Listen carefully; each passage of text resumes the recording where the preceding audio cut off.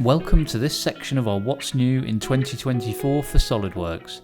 My name is Ed Hawkins, and over the next few minutes I'll take you through some improvements to sheet metal and structure systems in SOLIDWORKS 2024.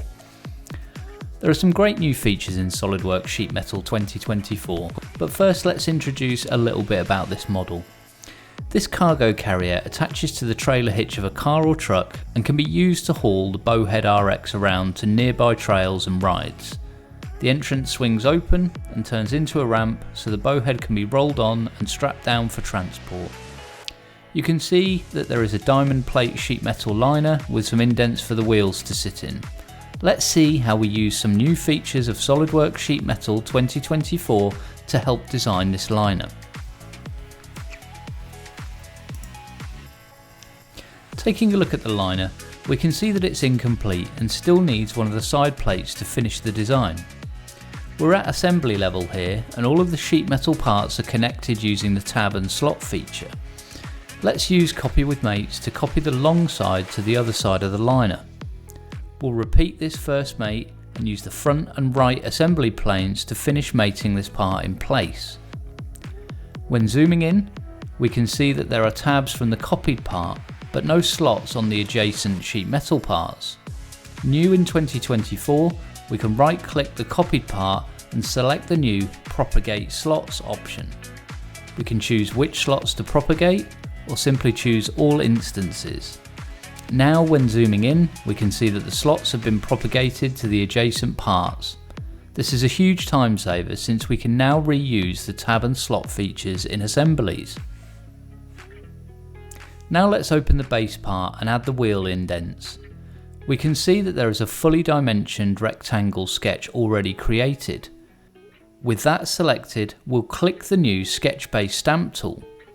We can now add dimensions to build out the dimensions of the stamp. Firstly, we'll define the depth of 10mm. Next, we want to make sure that the tooling can easily be removed, so we'll add a 5-degree outward draft.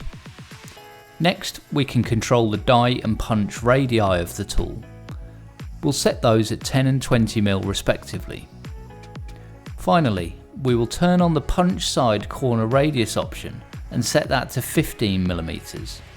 The new stamp tool is really powerful, and any closed contour sketch can be used to create stamps.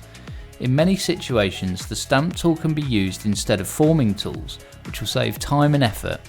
There is another sketch in the tree, which is simply 2-dimension points on the base plate. Using a sketch-driven pattern, we can pinpoint the exact locations of the other 2 wheel indents and pattern the stamp. Returning back to the cargo carrier, we can see that there are 2 tail lights that are mounted to the outer frame. Let's see how the sheet metal mount was designed using new functionality in SOLIDWORKS 2024. This part is just an extruded, thin-walled cylinder. For this to be a flattenable sheet metal part, we would need to rip it first. Now in 2024, the rip command can be used to rip thin-walled cylinders and cones. Simply choose the rip command and click the inner edge of the cylinder. Now clicking a point will define where the rip feature will be. The rip dimensions can be defined by a linear distance, or we can dimension it by degrees. We'll set this rip cut to 3 degrees and choose symmetrical, so that we know it's centered on that point. We also have the option to offset the rip as well.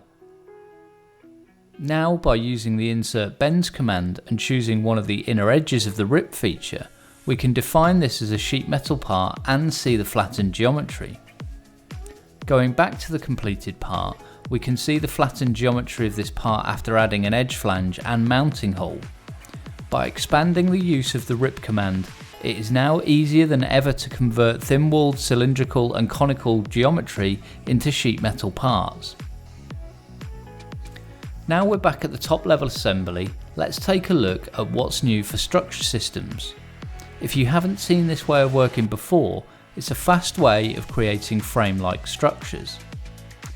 Let's go ahead and generate a quick structure system here to give you an overview of how it works.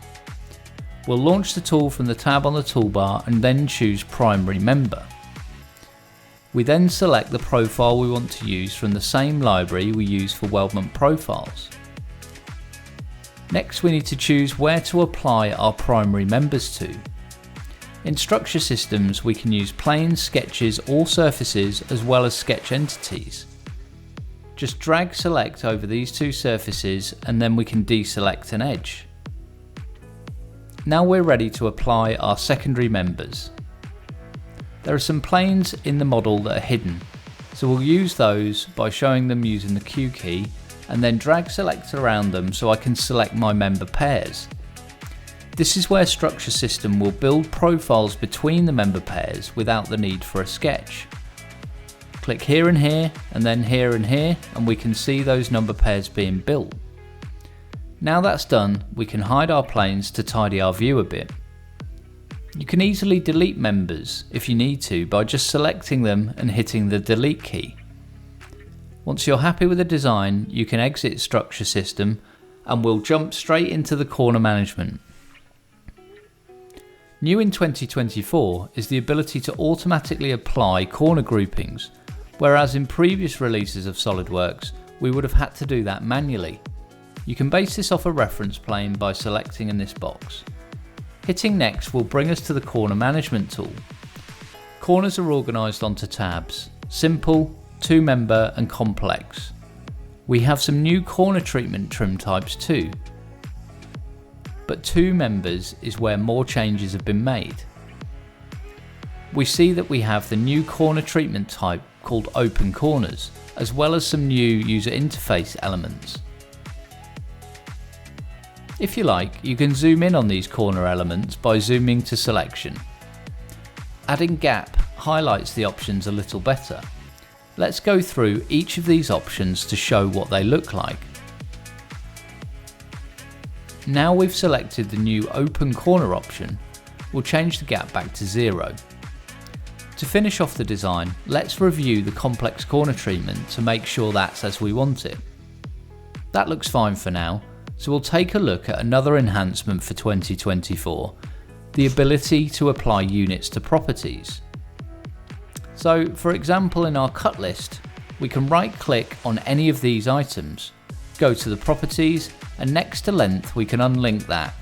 Selecting inside the box, hit the end key on our keyboard to make sure we get to the end of the text, add a space, and then we can add the units for length. You'll notice our property now has the value and then millimeters after it.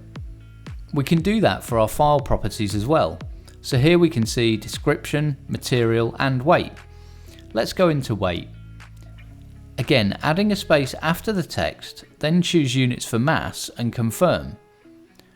To highlight that this is linked to the units, let's change them to specify meter, kilogram, second, rather than millimeter, gram, second.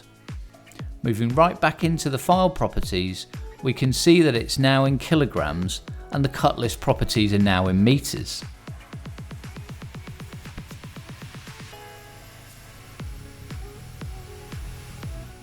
So to summarise, in the sheet metal section we had a look at how we can propagate slots to multiple parts and assemblies. We also saw the new stamp tool, a great time saver for close profile stamps, as we don't need to create and specify a forming tool. We also saw the RIP command improvements that allow for thin-walled cylindrical and conical parts.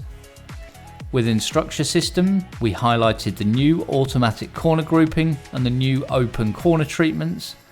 And finally, we saw how we can append units to custom properties and cut lists. Thanks for watching, and look out for our next video on what's new for assemblies in SOLIDWORKS 2024.